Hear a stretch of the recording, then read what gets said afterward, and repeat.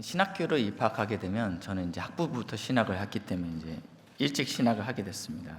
신학교를 입학할 때 이제 동기들이 이제 1학년 때 가장 많이 했던 질문은 너는 어떤 목회를 꿈꾸고 있냐라는 질문들, 너의 부르심은 무엇이냐라는 질문들을 가장 좀 많이 하게 됐던 것 같습니다. 저는 이제 한참 뜨거울 때죠. 신학교 때는 한참 뜨거울 때라서 1학년 때 제가 이게 꿈으로 봤는지 환상으로 봤는지 기억은 잘 안 나지만 내 안에 나는 복음의 핵폭탄이 되고 싶다라는 생각이 들었어요. 그러니까 이게 환상으로 이렇게 폭탄이 터진 걸 봤는지 꿈에서 자다가 폭탄이 터지는 걸 봤는지 모르겠지만 내가 그렇게 영향력 있는 사람이 좀 되고 싶다라는 생각이 들어서 이 모든 교과서와 공책에 복음의 핵폭탄, 그러니까 제 이름을 쓰지 않았어요. 학번 쓰고 복음의 핵폭탄. 그리고 이렇게 도서관에서 마음에 드는 자매가 있었어요. 그래갖고 이렇게 쪽지 전해주고 이름을 써야 되는데 거기다가 복음의 핵폭탄 이렇게 썼던 것 같은데, 어느 날 친구가 저한테 그랬어요. 너 인격은 복음의 핵폭탄이 아니고 복음의 권총 정도 될 것 같아, 이런 얘기를 했어요. 오늘 이제 이 설교를 준비하기 위해서 이제 어저께 좀 늦게 자고 오늘 새벽 4시에 일어났어요. 긴장이 될 거 아니에요? 그렇죠? 그랬는데 어느 세탁소를 갔는데 세탁소 주인이 자꾸 저한테 세균 덩어리라고 얘기하는 거예요. 세균 덩어리가 자꾸 있대요. 그래서 제가 무슨 소리예요? 그러고 딱 깨보니까 새벽 4시인 거예요. 그래서 나는 세균 덩어리구나. 그래서 이제 갈수록 제 자존감이 이제 복음의 폭탄이었다가 복음의 권총이었다가 이제는 세균 덩어리가 됐다라는 생각이 들었어요. 오늘 읽었던 이사야 6장은요, 하나님께서 이사야를 불렀던 그런 사명장입니다. 그렇죠? 여러분 굉장히 잘 아시는 말씀인데 8절 보시니까요, 내가 또 주의 목소리를 들으니 주께서 이르시되 내가 누구를 보내며 누가 우리를 위해 갈꼬. 좀 기다려야 될 것 같아요. 왜냐하면 어디로 보낼지, 가서 무슨 일을 할지 아직 하나님이 말씀하지 않았는데 이사야 선지자가 대뜸 얘기합니다. 내가 여기 있나이다, 나를 보내소서. 굉장히 멋있게 시작하죠. 그렇죠? 하나님이 어디로 보낼지 충분히 듣고 가서 무슨 일을 할지 알고 손을 들었으면 좋았을 텐데 무작정 손을 든 상황입니다. 그때 이제 9절에 얘기합니다. 여호와께서 이르시되 가서 이 백성에게, 그러니까 남이스라엘, 남유다에게 이제 얘기하라는 거예요.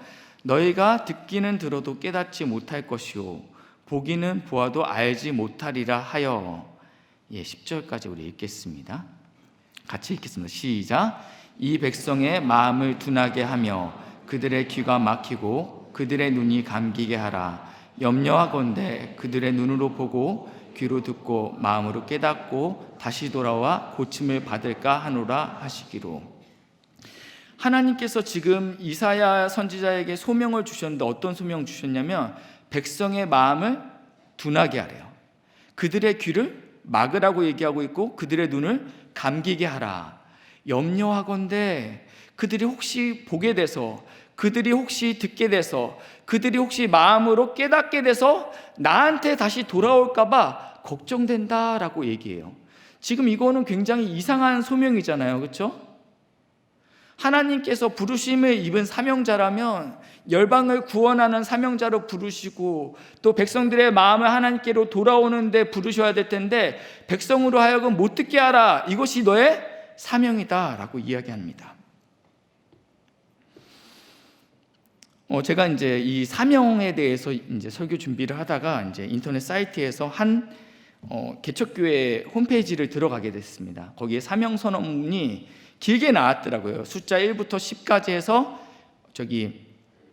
사명 선언문을 만들었습니다. 근데 제가 5부터 이야기해서 5 하면 5, 6, 7, 8, 9까지만 해주시면 됩니다.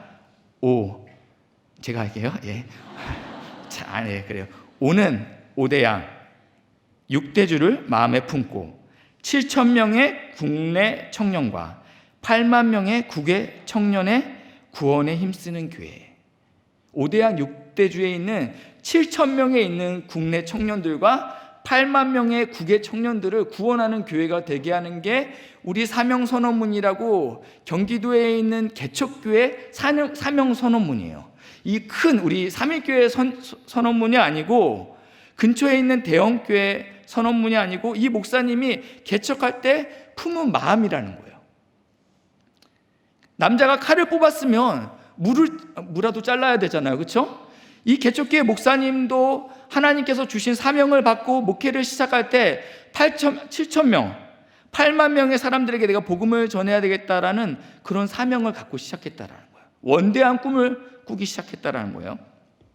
이런 원대한 목표가 아니더라도 우리의 가슴을 뛰게 하는 그런 슬로건들이 있잖아요. 그렇죠? 그런 슬로건들이 우리의 마음을 동기부여시키는 것들이 있어요. 어떤 게 시켜요? 어느 대학교에는 이렇게 쓰였어요. Why not change the world? 왜 안 바뀌어? 우리가 바꿀 수 있어. 세상 우리의 지성과 우리의 영성으로 바꿀 수 있어. 세상은 변할 수 있어. 가슴을 뛰게 만들어요.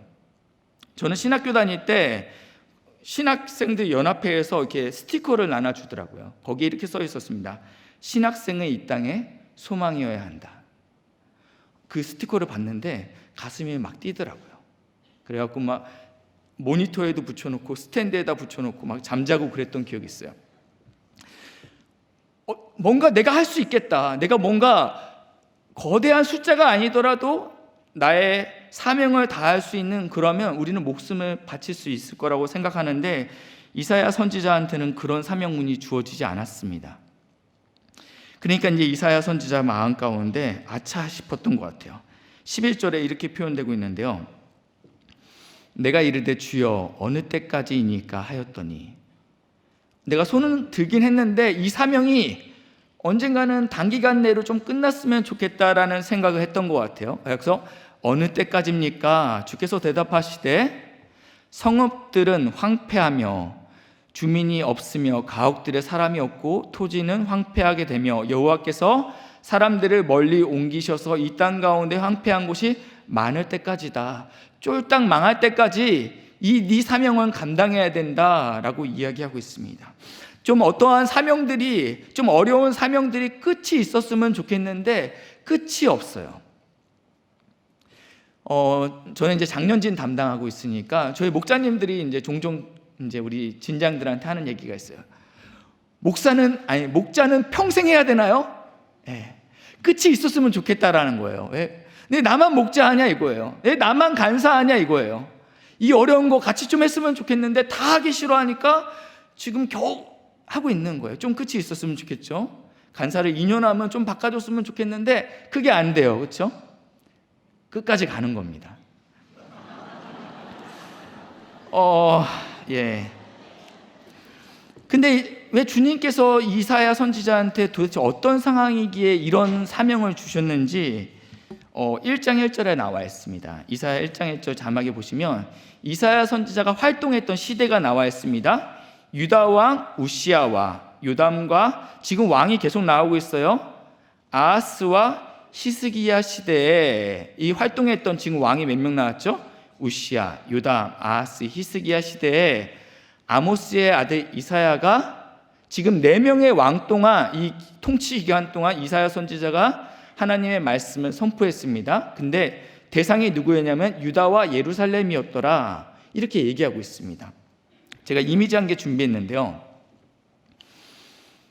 통치 기간입니다. 우시야 왕 52년간, 요담 16년, 아하스 16년. 그러니까 우시야와 히스기야까지 이 이사야 선지자가 활동했어요. 그 당시에 북이스라엘의 마지막 왕이 호세아인데 남유다에서 하나님의 말씀을 선포할 당시에 북이스라엘은 아수르에 의해서 멸망을 당했습니다. 굉장히 이 어려운 시기를 겪고 있었습니다. 어려운 시기를 겪었어요. 그러니까 이 북이스라엘이 멸망했던 게, 기억하셔야 될 게 BC 722년입니다. 그러니까 히스기야 시대에 북이스라엘이 멸망했는데 하나님의 말씀을 전하고 있는데 북이스라엘은 멸망하는 모습들을 보게 됩니다. 그리고 나서 므낫세 왕이 나옵니다. 굉장히 오래 통치했는데 아주 악한 왕입니다. 이 므낫세 왕에 대해서는요, 왕하 21장 16절에 이렇게 나옵니다. 므낫세가 유다에게 범죄하게 하여 여호와께서 보시기에 악을 행한 것 외에도 또 무죄한 피를 심히 많이 흘려 예루살렘 이 끝에서 저 끝까지 가득하게 하였더라. 그러니까 므낫세 왕이 악한 짓을 많이 했는데 피를 많이 흘렸다라고 얘기하고 있어요. 근데 위경에 이사야 승천기에 이 이사야 선지자가 이 므낫세 왕에 대해서 무서운 예언을 하게 됩니다. 그러니까 사람들이 회유하죠. 그 예언 실수였다고 얘기해라 라고 얘기하는데 이사야 선지자가 아니야, 그거 실수 아니야 라고 얘기해서 톱으로 쓸려서 죽었다라는 이야기가 쓰여져 있어요. 그러니까 이사야 선지자는 사실은 므낫세 왕 때까지 하나님의 말씀을 선포했던 건데 어떻게 죽었다고요? 비참하게 죽었어요. 당시에 그런 영적인 상태가 있었다라는 것입니다. 이사야 1장 2절, 3절, 6절에는요 하나님께서 이사야 선지자한테 하나님께서 이렇게 말씀하는데 이사야 1장 2절입니다. 하늘이여 들으라, 땅이여 귀를 기울이라. 여호와께서 말씀하시기를, 지금 주님이 누구한테 말씀을 해야 되는데 너무 답답하니까 피조물이었던 하늘과 땅을 배심원으로 부르시는 거야. 야, 나 너무 답답한데 이걸 하소연할 데가 없어. 야, 너네들이 좀 들어줬으면 좋겠어. 그러면서 하시는 얘기가 뭐예요? 내가 자식을 양육하였거늘 그들이 나를 거역하였도다 라고 얘기하고 있어요. 야, 나 너무 답답한데 내 얘기를, 나의 마음을 이해해 줄 사람이 없으니까 너희들이라도 좀 들어라. 그러면서 하는 얘기가 이 이야기인 거예요. 3절. 소는 그 임자를 알고 나귀는 그 주인의 구유를 알건만은. 소도 알고 나귀도 알고, 우리나라 표현은 개도 안다라는 거예요. 집에 있는 개도 나에게 밥을 주는 주인을 아는데 자녀들이 아빠가 왔는데 아는 척을 안 해요. 우리 집 이야기는 아니에요. 개는 아는데 얼굴도 들지 않고 아빠 왔어? 우리 집 애들 얘기는 아닌데 그런 집이 있다라는 거예요. 그러니까 주님이 얘기하는 거예요. 내 자녀를 양육해서 키웠는데 그들이 나를 거역했는데 소와 나귀도 그 주인을 알아보는데, 그 다음에 이렇게 얘기해요. 이스라엘은 알지 못하고 나의 백성은 깨닫지 못하였도다 라고 이야기합니다. 6절에 그 이스라엘의 남유다와 이스라엘의 상태가 어땠냐면 발바닥에서 머리까지 성한 곳이 없이 상한 것과, 발끝부터 머리끝까지 어느 한 군데 멀쩡한 데가 없었다라는 거예요. 터진 것과 새로 맞은 흔적뿐이거늘 그것을 짜며 싸매며 기름으로 부드럽게 함을 받지 못하였도다. 부모 없는 자식처럼 이것들에 대해서 제대로 된 치료를 해주지 않고 그냥 놔뒀다. 이게 당시 남유다와 이스라엘의 영적인 상태였다라는 거예요. 이사야 1장 11절도 보겠습니다. 그래서 여호와께서 말씀하시되 너희의 무수한 재물이 내게 무엇이 유익하뇨? 나는 순양의 번제와 살찐 짐승의 기름에 배불렀고. 너희가 맨날 예배는 드린다라는 거예요. 너희가 드리는 그 재물 때문에 내가 배가 불렀다라는 거예요. 근데 그게 나랑 어떠한 유익이 있느냐? 그거 나한테 아무 도움이 안 돼. 이렇게 얘기하고 있어요. 나는 수송아지나 어린 양이나 순염소의 피를 기뻐하지 아니하노라. 12절이요. 너희가 내 앞에 보이러 오니 눈도장 찍으러 온다라는 거예요. 이것을 누가 너희에게 요구하였느냐? 나 그런 거 너한테 원하지 않아. 너희들이 밖에서 막 엉망으로 살다가 주일에 헌금 내는 거? 나 거지 아니야. 나 그런 거 너한테 요구한 적 없어. 분명히 말씀하십니다. 내 마당만 밟을 뿐이니라. 헛된 재물을 다시 가져오지 말라. 분향은 내가 가증히 여기는 바요. 월삭과 안식일과 대회로 모이는 것도 그러하니 너희들이 드리는 새벽 예배, 금요철야 이제 이런 것을 드리지 말아야겠다고 결단하시면 안 돼요. 그런 얘기가 아니잖아요. 그렇죠? 너희들이 다 한다라는 거예요. 그러니까 이 남유다가 예배를 안 드려서 문제가 아니었다라는 거예요. 예배는 드리는데 그들의 삶이 괴리된 게 문제라는 것입니다. 근데 성애와 아울러 악을 행하는 것을 내가 견디지 못하겠노라 라고 얘기하고 있습니다. 문제는 뭐냐? 성애와 아울러 악을 행하는 게 문제라는 거예요. 14절 말씀이요. 내 마음이 너희의 월삭과 정한 절기를 싫어하니 이것이 내게 무거운 짐이라. 내가 지기에 곤비하였노라. 나 부담스럽다 라고 말씀하십니다. 너희가 손을 펼 때 내가 내 눈을 너희에게서 가리고 나 안 보겠다라는 거예요. 너희가 많이 기도할지라도 내가 듣지 아니하리니 이는 너희 손에 피가 가득함이라 라고 얘기하고 있습니다. 메시지 성경은 이거 훨씬 더 직설적으로 표현하고 있는데 제가 다는 못 읽어드리고 이렇게 표현하고 있어요. 너희들이 드리는 예배 신용놀이 이제 그만 집어치워라. 정말 신물이 난다. 너희가 기도쇼를 벌여도 나는 외면할 것이다. 제가 센 건 안 읽었어요. 그러니까 이 남유다가 예배를 안 드렸던 것이 아닙니다. 바알신만 섬기고 하나님께 예배를 드리러 가지 않았던 것이 아니고 바알도 섬기고 하나님도 섬겼는데 문제는 하나님을 섬기고 나서 삶에서는 그 손에 피가 가득했다라는 것입니다. 이런 상황 가운데 하나님께서 이사야 선지자한테 말씀하시는 거예요. 야, 쟤네들 못 듣게 해. 쟤네들 나 들을까 봐 걱정돼. 쟤네들이 하나님 저 좀 용서해 주세요. 회개할까 봐 내가 참 걱정된다. 그러니까 너의 사명은 그들을 못 듣게 하는 게 네 사명이야 라고 이야기하고 있습니다. 이게 6장 말씀인데 7장에는요 이런 비참한 영적 상황 가운데 하나님께서 신실하심을 보이십니다. 7장 1절에는요 이런 얘기가 있어요. 보시면 아하스 왕 때입니다. 어떠한 일이 일어났냐면 아람과 북이스라엘의 연합군이, 그렇죠? 아람의 르신 왕과 북이스라엘의 베가 왕이 올라와서 예루살렘을 쳤으나 능히 이기지 못하더라. 이미 결론을 내고 그 다음 이야기를 끌고 갔습니다. 그러니까 우리는 이미 이 전쟁이 어떻게 됐는지 알고 시작하는 거예요. 그렇죠? 남유다를 공격하기 위해서 이 아람 군대와 북이스라엘의 연합군이 쳐들어왔어요. 2절 보시면요 어떤 사람이 다윗의 집에 알려 이르되 아람이 에브라임은 북이스라엘을 의미하고 있습니다. 북이스라엘의 10개 지파 중에서 가장 강한 지파가 에브라임 지파였어요. 그러니까 에브라임과 동맹하였다 하였으므로 왕의 마음과 그 백성의 마음이 바람에 흔들림 같이 요동쳤더라 라고 성경에서 이야기하고 있습니다. 불안하죠. 그렇죠?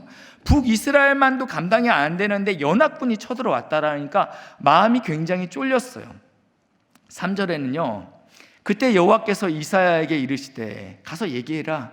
야 가서 남유다 왕에게 찾아가서 이 얘기해라. 아하스를 만나서 이 얘기해라. 그리고 뭐라고 얘기했냐면 4절입니다.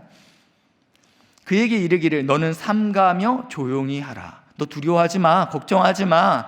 지금 마음 그렇게 막 흔들리고 있는데 그냥 입을 다물고 조용히 있어. 왜냐? 하나님께서 이 아람과 북이스라엘을 뭐라고 표현하냐면 연기나는 두 부직갱이. 이 부직갱이. 그러니까 우리 아궁이에 불 뗄 때 쓰는 나무 있잖아요. 예. 이미 한번 타서 더 이상 이게 불로 쓸 수 없고 이렇게 재로 앞에 부분은 약간 까만 재로 된 그런 거. 불쏘시개. 그러니까 연기는 납니다. 뭔가 외형적으로는 뭔가 있어 보이는데 사실은 이게 불이 되지는 않습니다.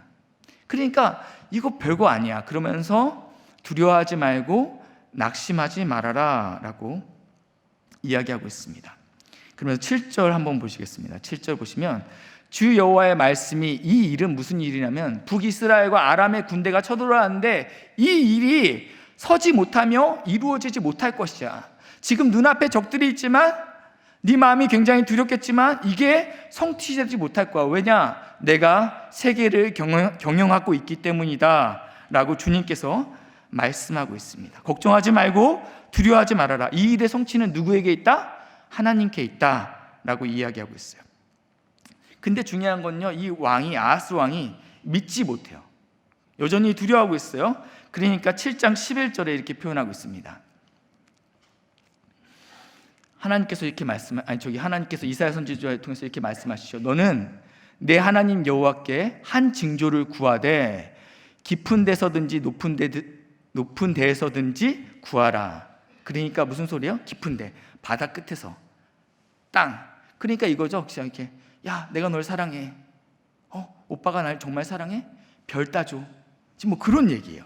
하나님이 내가 너를 정말 사랑하고 이 일이 성취되지 않을 거야. 그러니까 제발 징조를 구해. 네 징조를 구하는 거에 내가 한도를 두지 않을 거야.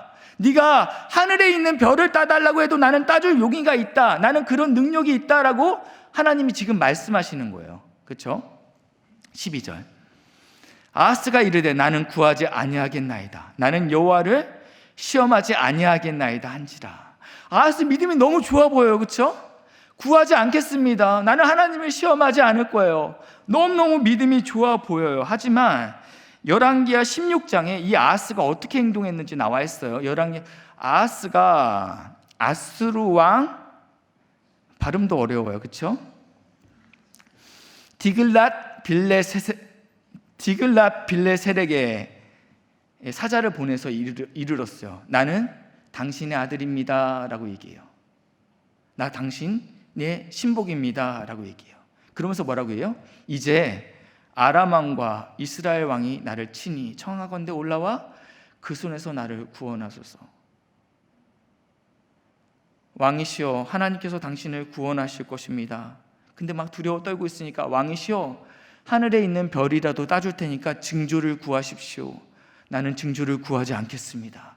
여호와를 시험하지 않겠습니다 말해놓고 지금 뭐 하고 있어요? 아수르의 도움을 요청하고 있는 거예요. 8절요. 아하스가 여호와의 성전과 왕궁 곳간에 있는 은금을 내어다가 아수르 왕에게 예물로 보냈더니, 뭔가 요구를 할 때는요 다 똑같잖아요. 지금도 그러잖아요. 그렇죠? 지금 이 대한민국이 이 제국 가운데서 굉장히 어렵잖아요. 그러니까 우리가 필요 이상의 지출을 하고 또 어려움을 겪지 않습니까? 그게 나쁘다는 얘기가 아니고 지금 그러고 있다라는 거예요. 아하스가 여호와의 성전과 왕궁 곳간에 있는 은금을 내어다가 아수르 왕에게 예물을 보냈어요. 그냥 말로는 안 되니까 돈을 좀 드리면서 저게 북이스라엘과 이 아람 군대를 어떻게 좀 해주십시오라고 보낸 거예요. 9절요. 아수르 왕이 그 청을 듣고 곧 올라와서 다메섹을 쳐서 점령하여 그 백성을 사로잡아 기르로 옮기고 또 르신을 죽였더라. 아람 왕 르신을 죽인 사건이 나옵니다. 10절입니다.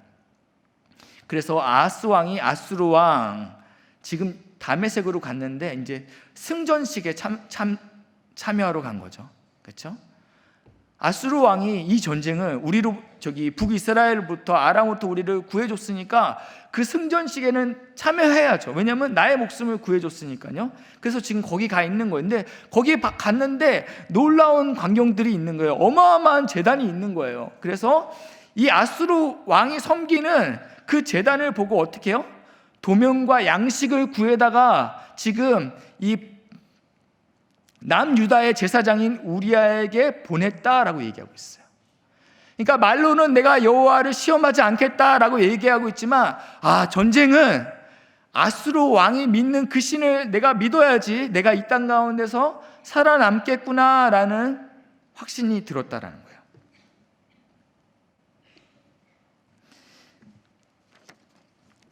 나는 징조를 구하지 않겠습니다. 그렇지만 뒤로는 믿는 구석이 따로 있었다라는 것입니다. 하나님께서는 세계의 경영이 나한테 있다라고 말하고 있지만, 아닙니다 주님, 세계의 경영은 아수르에 있습니다 라고 지금 몸으로 보여주고 있는 것입니다. 그러니까 이제 이사야 선지자가 마음이 굉장히 답답했어요. 13절이요, 7장 13절에 이렇게 표현하고 있습니다. 이사야가 이르되 다윗의 집이여 원하건대 들을지어다. 너희가 사람을 괴롭히고도 그것이 작은 일로 여겨도 나의 하나님을 괴롭히려 하느냐. 구하라고 하는데 안 구하니까 이게 하나님 마음을 답답하게 만드는 거예요. 제발 구하라고, 징조를 구하라고 그랬는데 나는 안 구해요.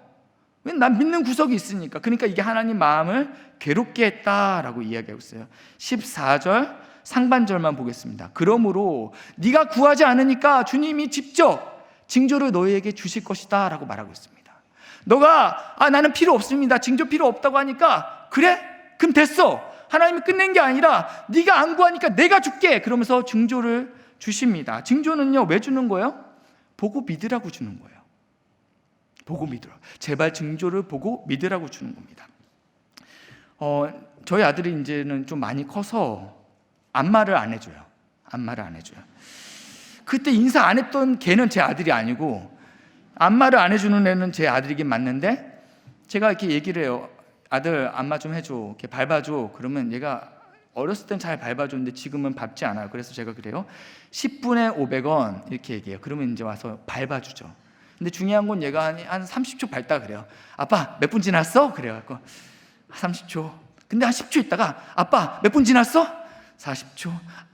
이거를요 한 100번 정도 하잖아요. 그러면 제가 그러죠. 밟지 마.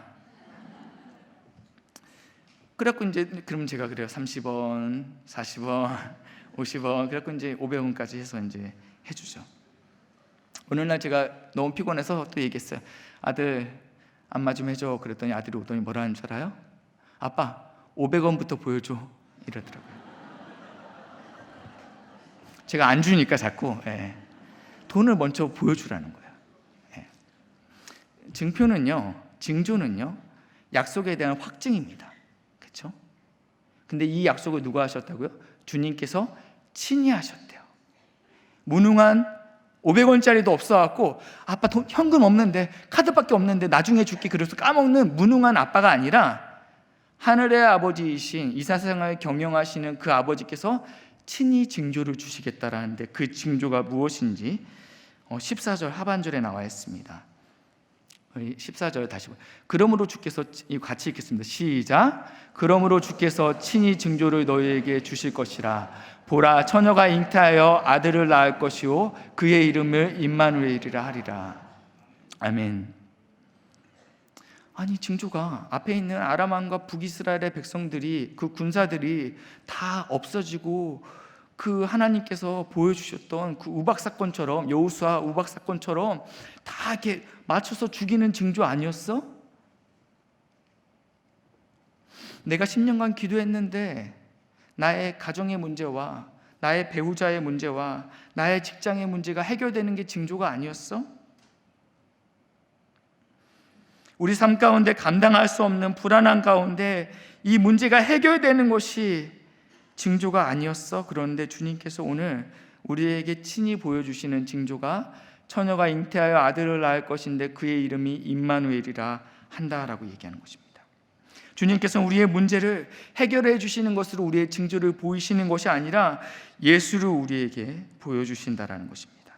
그것도 700년이 지나고 나서요. 북이스라엘이 언제 멸망했다고 했어요? BC 722년에 멸망했다고 했어요. 그러니까 700년이 더 지났죠. 이게 어떻게 징조가 될 수 있습니까?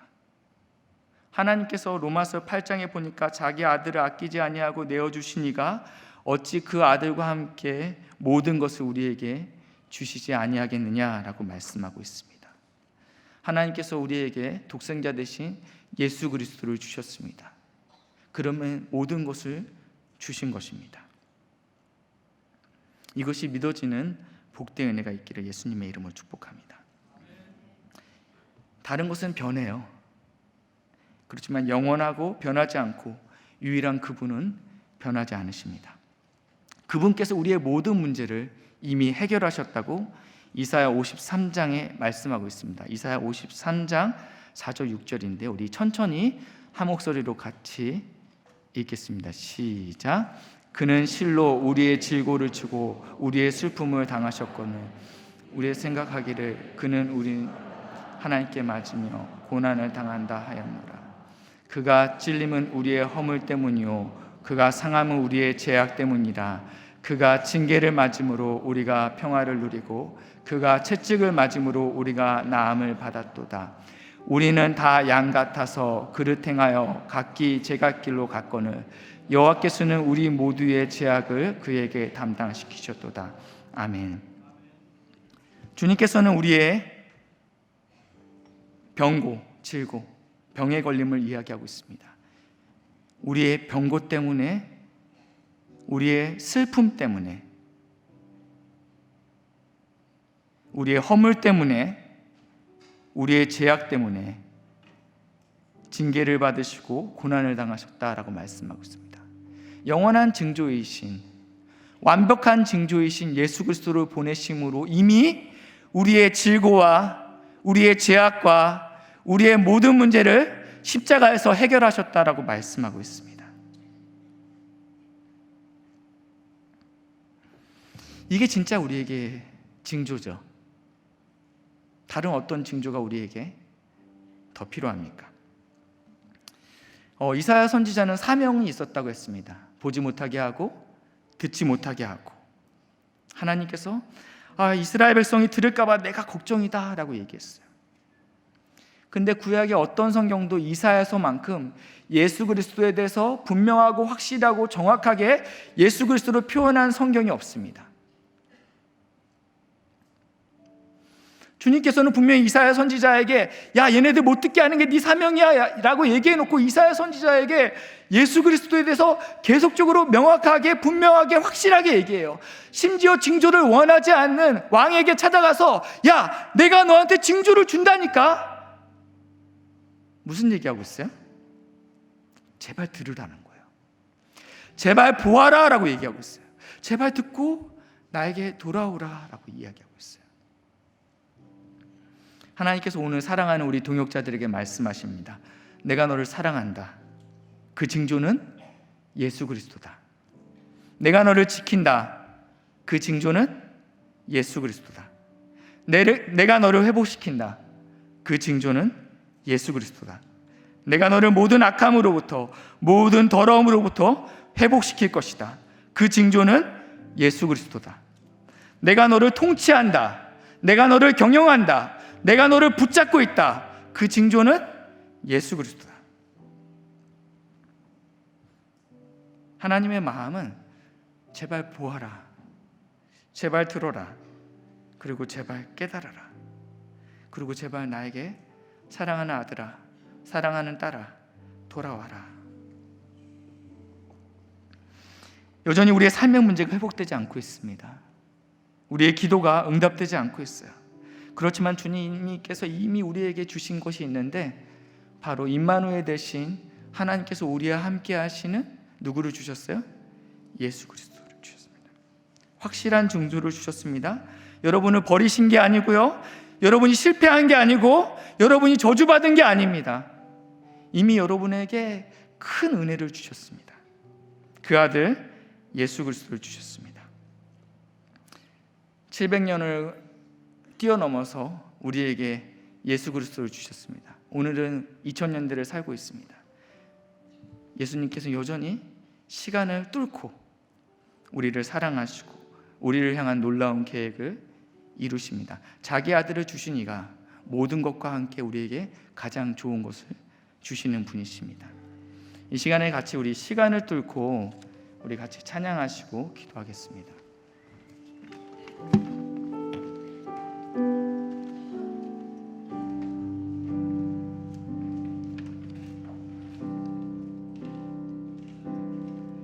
당신은 시간을 뚫고 이 땅 가운데 오셨네. 우리 없는 하늘 원치 않아 우리 삶에 오셨네. 자신의 편안 버리고 우리에게 평안 주셨네. 가장 낮은 자의 모습으로 우리 삶에 오셨네. 시간을 뚫고 이 땅 가운데 오셨네. 우리 없는 하늘 원치 않아 우리 삶에 오셨네. 자신의 편안 버리고 우리에게 평안 주셨네. 가장 낮은 자의 모습으로 우리 삶에 우리와 영원히 함께 하시네. 하나님 우리와 영원히 함께 하시네. 굶없는 우리에게 그 나라 보여주시네. 연약한 자들의 친구가 되어 주시고 힘없는 우리의 인생을 위로 다시 한번 고백합니다. 당신은 시간을 당신은 시간을 뚫고 이 땅 가운데 오셨네.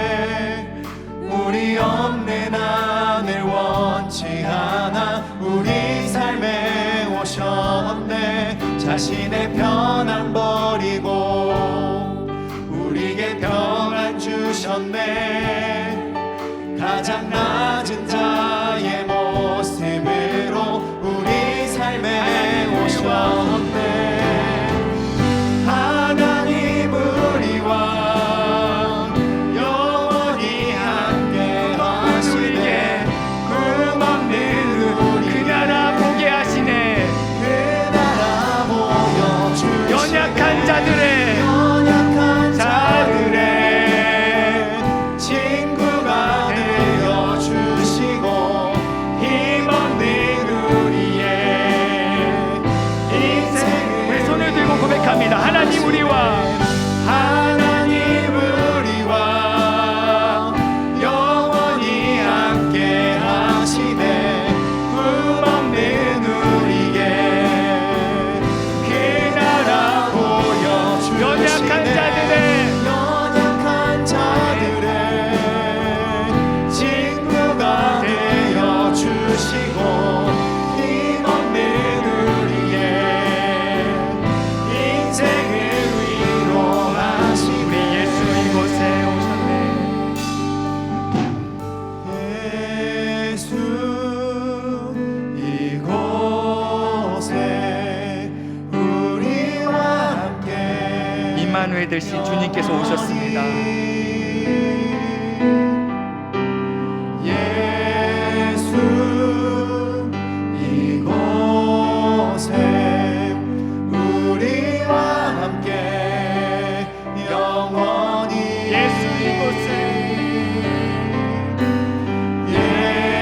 예수 이곳에 우리와 함께 영원히 예수 이곳에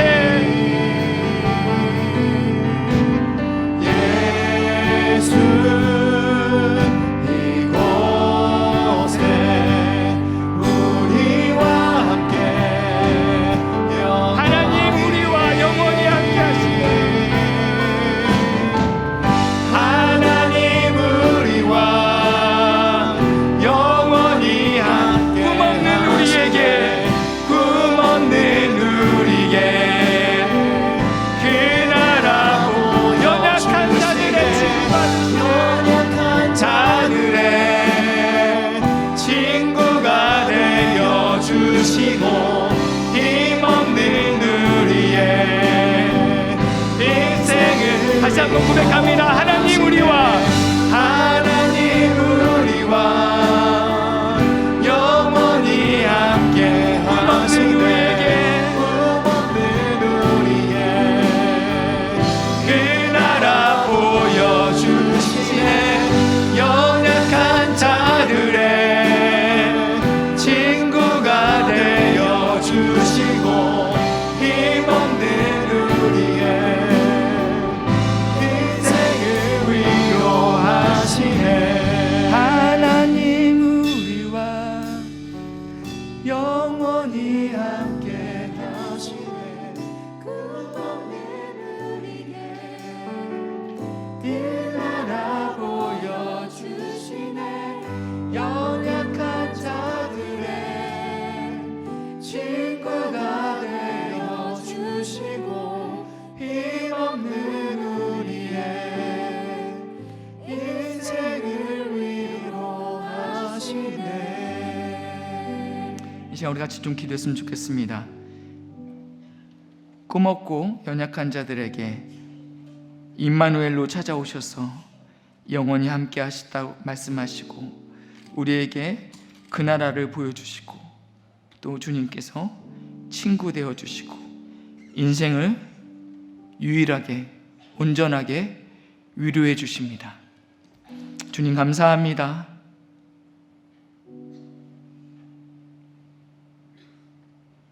우리에게 확실한 징조를 보이시니 감사합니다.